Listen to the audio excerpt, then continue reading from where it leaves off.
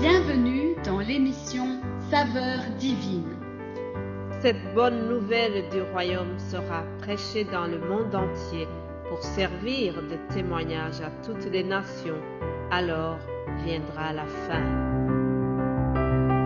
Ce pain céleste vous est présenté par Immaculée Niraneza.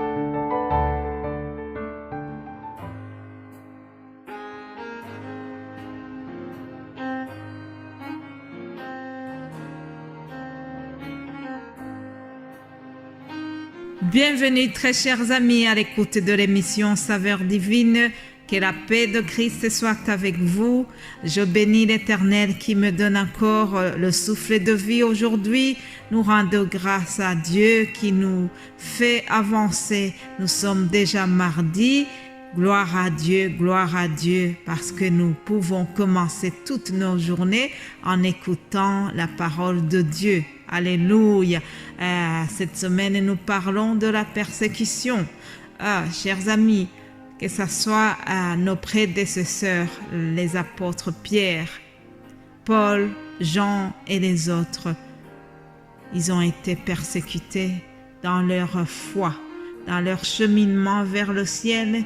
Ce n'était pas toujours la vie facile, mais Dieu les a fortifiés. Alléluia. L'apôtre Paul lui-même a déclaré un jour, il s'approchait de la mort. Alors il a déclaré ceci en parlant à Timothée. Il lui a dit, j'ai combattu le bon combat, j'ai achevé la course, j'ai gardé la foi. Désormais la couronne de justice m'est réservée. Alléluia. Il a combattu le bon combat, le combat de la foi. La foi, c'est un combat. Nos prédécesseurs n'ont pas eu facile, mais ils ont été très courageux. Ils ont gardé la foi. Je remercie le Seigneur qui nous encourage, quelles que soient les difficultés que nous pouvons rencontrer dans notre foi, dans notre chemin vers le ciel. Gardons à l'esprit ceci. Dieu nous aime et Dieu va nous fortifier. C'est lui qui déclare ceci. Quand les montagnes s'éloigneraient, quand les collines chanceleraient, mon amour ne s'éloignera point de toi et mon alliance de paix ne chancellera jamais. Alléluia. Ça, c'est les paroles de notre Seigneur dans Ésaïe 54. Alors, nous continuons donc notre méditation concernant les persécutions. Aujourd'hui, nous allons voir ce qui est arrivé à notre ami Paul. Actes des Apôtres, chapitre 17, versets 1 à 8. Je fais rapidement la lecture. Paul et Silas passèrent par Amphipolis et Apollonie. Ils arrivèrent à Thessalonique, où les Juifs avaient une synagogue. Paul y entra selon sa coutume. Pendant 3 sabbats, il discuta avec eux d'après les Écritures, expliquant et établissant que le Christ devait souffrir et ressusciter des morts. Et Jésus, que je vous annonce, disait-il, c'est lui qui est le Christ. Quelques-uns d'entre eux furent persuadés et se joignirent à Paul et à Silas, ainsi qu'une grande multitude de Grecs craignant Dieu et beaucoup de femmes de qualité. Mais les Juifs jaloux prirent avec eux quelques méchants hommes de la populace, provoquèrent des attroupements et répandirent l'agitation dans la ville. Ils se rendirent à la maison de Jason et cherchèrent Paul et Silas pour les amener vers le peuple. Ne les ayant pas trouvés, ils traînèrent Jason et quelques frères devant les magistrats de la ville en criant « Ces gens qui ont bouleversé le monde sont aussi venus ici, et Jason les a reçus. » Ils agissaient tous contre les édits de César, disant qu'il y a un autre roi, Jésus. Et par ces paroles, ils émurent la foule et les magistrats, qui ne laissèrent aller Jason et les autres qu'après avoir obtenu d'eux une caution. Voilà, chers amis, nous venons de voir ce qui a suivi la prédication de Paul à Thessalonique. Chaque prédication des apôtres devait contenir un thème principal. Ce thème est celui-ci, c'est annoncer que le Christ est mort et ressuscité. Annoncer que ce qui lui est arrivé n'était pas un accident. Il devait souffrir, il devait mourir et c'était prévu qu'il soit ressuscité 3 jours après. Les apôtres devaient chaque fois rappeler ce grand événement. Aujourd'hui aussi, nous devons avoir la mort et la résurrection de Jésus-Christ au centre de nos enseignements. Ça, c'est très important, chers amis. Alors, c'est ce que Paul a fait. Lorsqu'il a enseigné tout cela, lorsqu'il leur a dit que Jésus-Christ est le roi, alors il n'était pas content. Oui, il y a une partie de gens qui ont compris son enseignement et qui l'ont bien accueilli et qui ont reçu Jésus-Christ comme le roi de leur vie. Cependant, il y a une autre partie qui n'était pas content.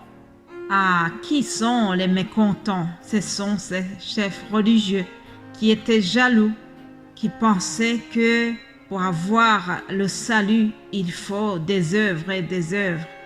Pour eux, nous avons le salut en faisant les choses. Mais Paul annonce que notre salut vient de la foi en Jésus-Christ et cela a dérangé. Cela n'était pas bien reçu par tout le monde. Autre chose qu'on a reproché à l'apôtre Paul, c'est qu'il enseigne que Jésus-Christ est le roi. Quel blasphème! Pour eux, annoncer que Jésus est le roi, alors que César, c'est le seul roi qu'ils reconnaissent. Ça, c'était vraiment un blasphème. Rappelez-vous, dans les accusations contre Jésus, il y a ça aussi. On a reproché à Jésus-Christ qu'il s'est nommé roi. Retournons un peu en arrière pour voir ce qu'on a dit à propos de Jésus. Évangile selon Jean, chapitre 19, au verset 12, je lis ceci. Dès ce moment, Pilate cherchait à le relâcher, mais les Juifs criaient, « Si tu le relâches, tu n'es pas ami de César.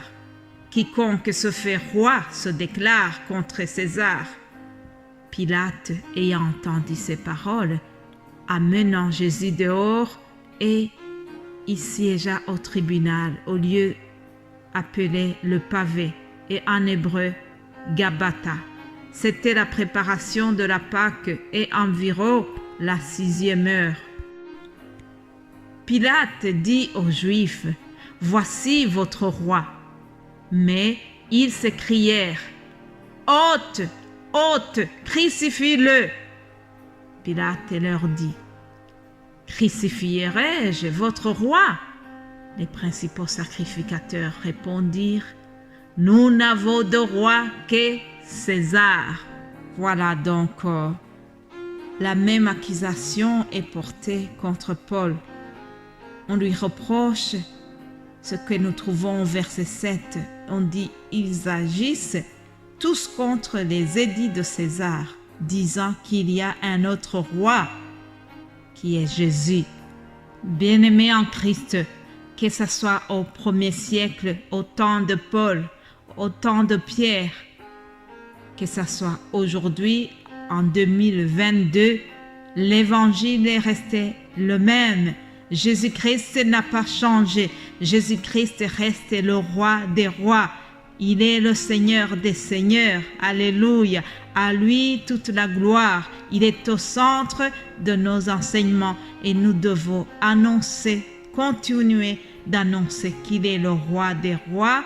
Et si nous sommes intimidés, nous ne devons pas avoir peur. Nous devons continuer à l'annoncer. Car l'esprit que Dieu nous a donné ne nous rend pas timides. Au contraire, son esprit nous rend de force, d'amour et de sagesse. Alors, soyons fortifiés, annonçons l'évangile que ce soit dans des temps favorables ou non favorables. Soyez bénis et je vous retrouve demain pour la suite de cette saveur divine. Amen.